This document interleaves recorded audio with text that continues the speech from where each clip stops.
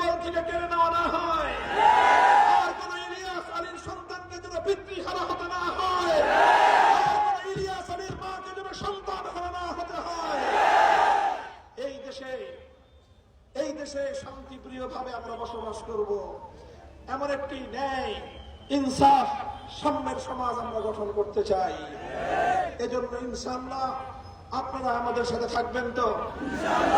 মনে রাখবেন, পূর্ণাঙ্গ ইনসাফ, পরিপূর্ণ ন্যায় ভিত্তিক সমাজ কায়েম করতে হলে মানব রচিত তন্ত্রমন্ত্র দিয়ে সম্ভব নয়।